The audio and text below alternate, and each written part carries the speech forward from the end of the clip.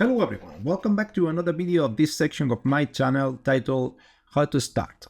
In this occasion we are going to deal with how to start with myDAQ by National Instrument. Let's get started. As usual in my videos you can navigate through them. Apart from this introduction, section 1, in section 2 you are going to find the most relevant characteristics and features of the myDAQ. In section number 3, I'm going to describe what drivers and controllers are necessary to make it work under Windows OS. Then in the section number 4, I'm going to connect it to my computer and I'm going to carry out a basic setup using MAX, Measurement and Automation Explorer. Finally, in section number 5, I'm going to make a link between this basic setup with LabVIEW in order to measure the temperature by LM35. Without further ado, let's get started. Okay, so let's go to carry out this fast review about the features, technical features of myDAQ, which is here. I'm going to do that, okay, by the datasheet that comes with this device. First thing that you have to understand about the myDAQ is a multi-purpose device with a lot of input-output ports. Most of them comes in this with this connector. You have a screw here. This connector, plastic one, is removable. You can remove it. Okay, and it's very important to understand what is the name of each port. First one, I'm going to focus on the first port, that is analog input, is going to be codified by AI, and this is very important. Okay, so how many input port you have? You have here 2 differential channels, and also you have another one here that is audio one. So in total you have 3 of them. Let's go to focus on that one. This is a differential channel, very good in terms of noise reduction. Okay, the range that you have here also very good because goes to plus 10 volts, minus 10, so you are going to cover negative and positive. And about the analog to digital converter that you have here, nice thing, 16 bits in high resolution. Okay, another thing, it's a sampling rate, very nice, to 200 kilosample per second, so wonderful. It's able to cover signal up to 20 kilohertz. About the differences between this one and that one, I have to say that this one that you have here, the differential ones, the thing that you are going to have is that you are going to be able to measure AC and DC, both. But for that one, you have an internal capacitor that the thing that is going to do is to remove the DC, so only AC signal are going to be measured in this port. Okay, so the next port that we are going to check is an output port, that is the analog output. You have 2 channels, 0 and 1, and a common ground. So with this port you can generate signal from digital to analog, and the maximum amplitude is going to be 10, the minimum one is going to be minus 10 volt. In terms of the characteristic of the digital to analog converter that we have here, the number of bits is 16 bits, and then the maximum sampling rate that we have is 200 kilosample per second. That means that you can build signals up to 20 kilohertz with good quality. Something important about this port is the maximum current that you can get from it, that this maximum current is going to be 2 milliamps. So you have to take a lot of care with its port, otherwise you can damage. If you make a short circuit or something like that, you can damage this port, and I have to say that in general the endurance of the device is remarkable, but I had problem with this port in the laboratory. Another output port is the one that you have with the audio one, which is this one that you have here. I have to say that one you can generate DC and AC, but with that one only AC. This is the main characteristic of this port. Right, we arrive now at one of the most interesting ports of myDAQ, which is the digital input output port that is going to be codified in all the environment of LabVIEW as DIO. This is the equivalent of whatever general purpose input-output ports that you can find in a lot of microcontroller as the Arduino Uno. In total, you have 8 bits, number from 0 to 7, and all of them refer to the ground that you have here. It's all of these bits are individually accessible, and you can configure as input or output. If you set that as output, you can write on them. If you write a 1, you are going to have at the output 3.3 volts. So a 1 is going to be codified, or high level is going to be codified into 3.3 volts. A 0 or low level is going to be codified into 0 volt. Another important thing is the maximum current that you can extract from each of these bit or lines, which is 4 milliamps, which is nothing. So with 4 milliamps, even we are not going to be capable of lighting a LED or LED correctly. So in that case, in case that you need to drive some kind of device which demands more current, the thing that you have to do is to use a transistor. This could be a bipolar or MOSFET transistor in saturation. The last thing that I have to comment from this side of the myDAQ is the power supply that you have.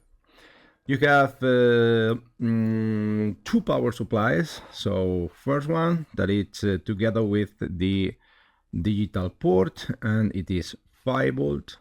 And also you have, very kindly, you have a power supply that is a dual one or symmetrical one, because you have 15 volts and minus 15. The point is that the maximum current that you are going to get from there is not too much. In the case of the 5 volt, it's 100 milliamps, still is okay. But this one, each one, 5 minus 5 is going to deliver 32 milliamps, which is not too much, okay?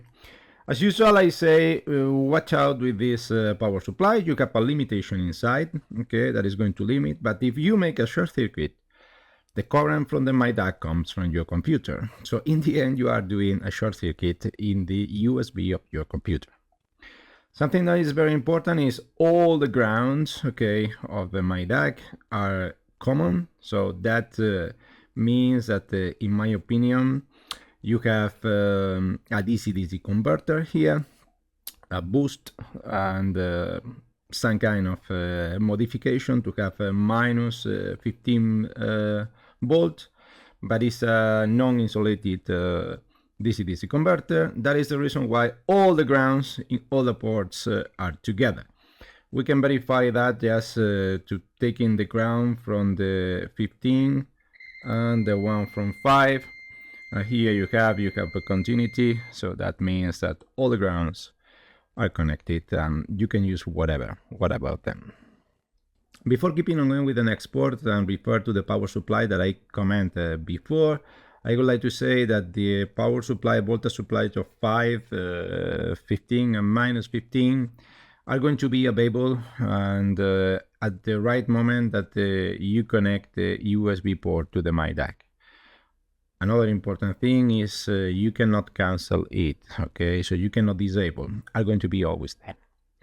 So now, yeah, let's go for the port that is the digital multimeter, which is present, the connection are present in the short side of the myDAQ. We can see here, we have a common connector, and then the other one is going to be connected here to measure amps, to measure current, or connected here to measure voltage, resistance, and if you want to test also diodes, the working of the diode, so you can do it as well. So the maximum voltage that you can measure is 60 volt DC, 20 RMS, and in terms of current, 1 amp is the maximum that you can measure. Okay, so this is the port, the digital multimeter. Remember that it's going to be codified in all the LabVIEW environment as DMM, so digital multimeter. And finally, the last port that I'm going to comment is the one that we are going to connect to our computer. That is the USB port, a B type.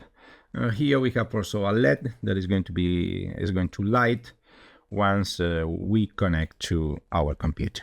Okay, so that's all. Let's go now to install the driver to make it work in our PC.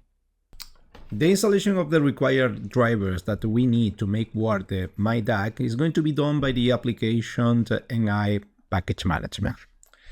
Here we have this application, okay, that is going to come with the installation of LabVIEW. So please check on your computer NI package management. This software is going to make easier the update and also the control of all the packages that, believe me, all these packages with LabVIEW are a lot. So the thing that we are going to do is go to browser products, and the first driver that we are going to install is myDAQ MX. I'm going to search and then it's going to appear.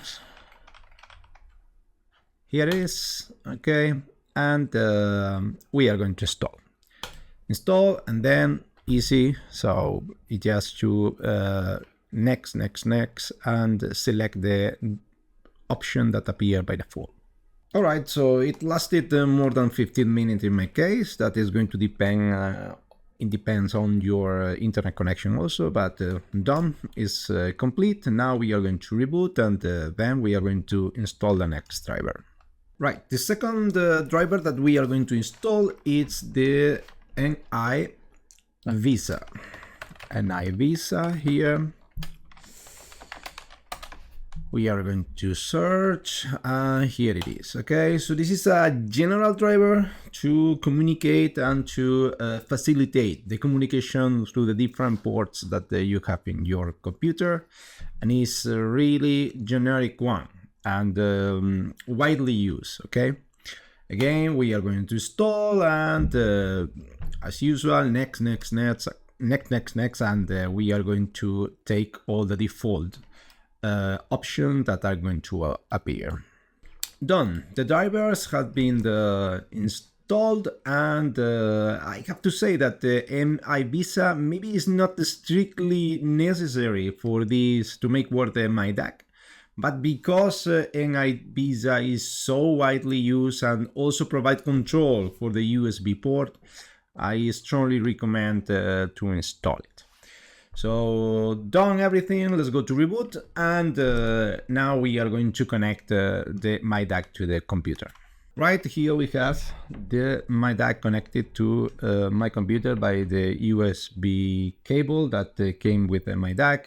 Try to use this cable because the myDAQ is very sensitive to the voltage of the USB port. At the moment that you have a voltage lower than 5 volt, okay, that is not going to work. So watch out if you connect this one to whatever USB hub without a external voltage supply. Okay, so now let's go to the device manager that we have here. After connected, is going to appear, okay, here, myDAQ, no problems. Also, together with that, the thing that we are going to find is this pop-up window where we can test, we can measure. So it is like a toolkit that is going to come with the installation of DAQ MX driver. I will not use it. All these videos, all these how to start. The thing that I'm going to do is to establish a low-level communication by Measurement and Automation Explorer, and this is the next step. Here we have the Measurement and Automation Explorer already open. In this part, I have myDAQ connected by the USB cable. Also, I have a temperature sensor LM35, which is supplied by the myDAQ, and also the output of this sensor is connected to the analog input 0, as everything is shown in the schematic that you have in the video. Okay, so this is section 4 of this video, and in this part, first I'm going to do a measure. I'm going to measure this temperature, low level, by Measurement Automation Explorer. Then I'm going to create a task, And thus this task is going to be something that I'm going to link to my application in LabVIEW in order to get this temperature. Okay, so when you open the Measurement and Automation Explorer, the first thing that you have to check is that here in Devices and Interfaces, if you roll down, you have here myDAQ. Okay. Next thing that you have to do is to verify self-test, and okay, every successfully. Okay, so no problem. It is available. And if it is not the case, please check here in software that you have these 3 packages related to myDAQ, myDAQ MX, sorry, that we installed before, and also Visa. Okay, so let's go now to do this measure of the sensor. In order to do so, the thing that we are going to do is to use test panel. So let's go. We are going to click here. Here we have the window already open. In this window, you have different tabs. Each one is going to allow us to control the parameters of each of the ports that we have in the myDAQ. We are going to focus on analog input, where we have connect the LM35. An important thing, I told you that you have to keep in mind the codification of each one of these ports, because if you go here and roll down, you have to know what is the port where the sensor is connected, and you have in total, okay, you have 5 of them. So in our case, we are going to connect to, or is connected to the myDAQ AI0. I'm going to select that, mode on demand, then differential, and maximum output 1 volt means that is 100 Celsius degrees, much more than the temperature that I have here in the room. Okay, by the way, the temperature of the room is right now 22.2, the minimum 0, and let's go to measure. So here it is. So more or less is 24, so 2 degrees more than the thermometer that I have there. The important thing is to see that the sensor is sensitive to whatever change. So the thing that I'm going to do now is to hit it, and here it is. So looks like that I'm not dead, and I caused some change in the output of the sensor. If I release now, so it's going to start to go down. So right, measure done, low level. Let's go now to create a task with this temperature sensor. Here we have again in the main menu of the Measurement and Automation Explorer. I didn't mention before that this thing that is going to appear here, setting this myDAQ, the name or nickname, is the one that is going to appear later in LabVIEW. Okay, so if you have several of them, you can give different numbers here, different names. In my case, I'm going to leave it as is. And now the thing I'm going to do is to create a task. Here it is the button that I have to click. Appear this menu, and the first thing they're going to ask me if I want to generate or if I want to acquire. So the thing that I want to do is to acquire. So also another thing that I have to do is to acquire analog input. And here's something tricky.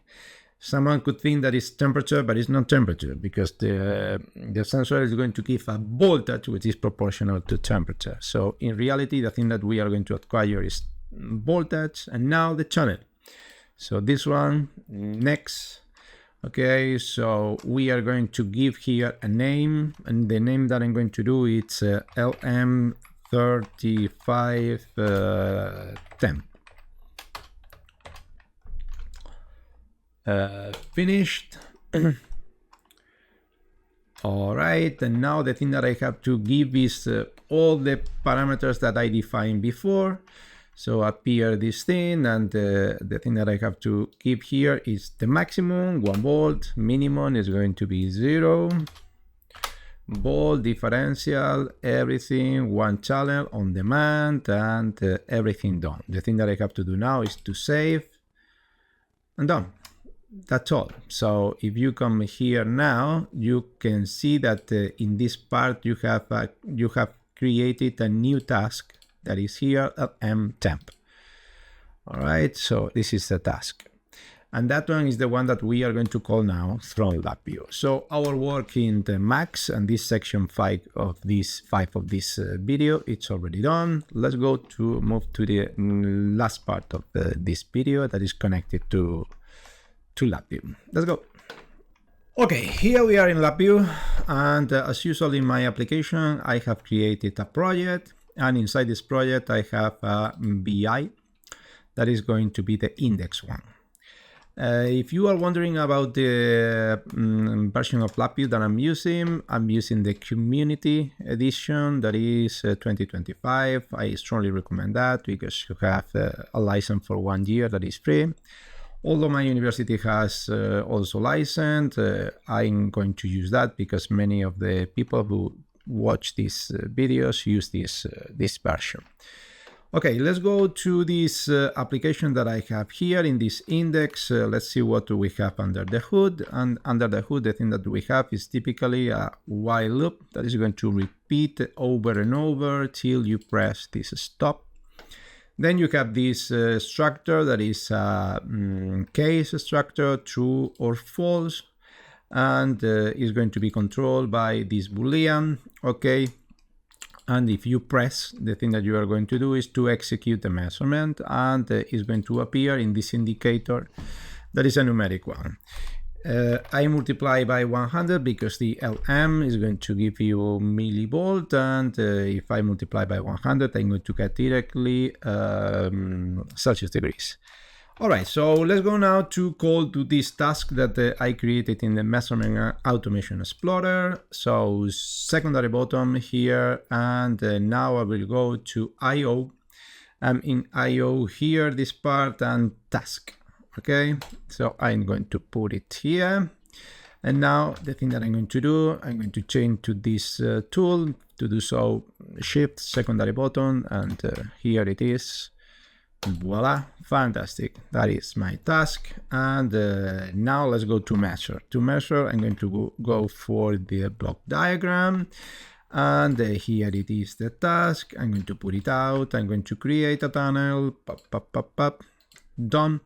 And always, when you want to establish a communication with external device, the thing that you have to do is initialize, read, write, whatever thing that you want to do with it, and then to release all the resources that you booked. So let's go to do so. First of all, now I'm going to come here, measurement IO. Okay, here you have max. I hope that you'll be able to see that. And the thing that I'm going to check here is start. So start in order to initialize it, and here, okay, is the connection. If you are wondering how do you know that, is Control H, you have the help, okay? And here it is, you have task or channels in. In my case, it's a task, so perfect. And now the next thing that I need is to read. To read here, I come here again, and now read. So read, I click here. This is a string BI, okay, because you can configure it.